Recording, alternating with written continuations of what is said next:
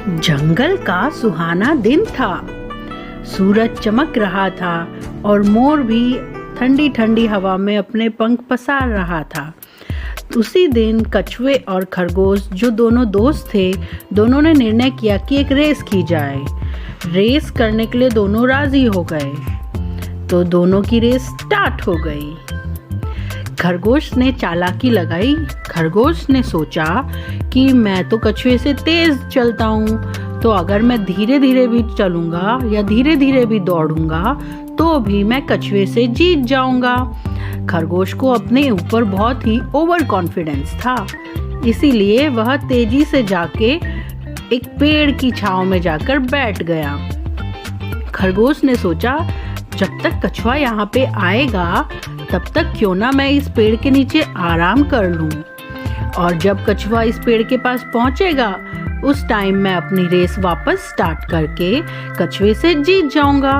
क्योंकि खरगोश बहुत ही ओवर कॉन्फिडेंस में था, तो वो वहाँ पे बैठा बैठा सो गया और कछुआ वहाँ पे पहुँचने के बाद धीरे धीरे अपनी कंटिन्यू वाली स्पीड से आगे बढ़ता रहा।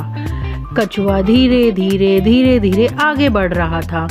जंगल के और जानवर खरगोश से आकर कह रहे थे कि तुम भी दौड़ो, इतना कॉन्फिडेंस ठीक है मगर ओवर कॉन्फिडेंस ठीक नहीं है। मगर खरगोश ने एक ना सुनी और वो सो गया, और कछुआ अपनी धीमी धीमी चाल से आगे बढ़ता रहा। बढ़ते बढ़ते वो फिनिशिंग लाइन के पास ही पहुंचने वाला था, और खरगोश अपनी उसी गहरी नींद में सोता रहा और खरगोश को पता ही नहीं चला। फिर जब खरगोश की आंख खुली, उसने भी दौड़ने का निर्णय लिया, लेकिन तब तक कछुआ अपनी धीमी धीमी चाल से फिनिशिंग लाइन के बिल्कुल पास पहुंच चुका था, और फिनिशिंग लाइन बस कुछ ही मीटर की दूरी पे रह गई। कछुआ धीमी धीमी चाल से फिनिशिंग लाइन पूरी क्रॉस कर देता है और बेचारा खरगोश पीछे रह जाता है।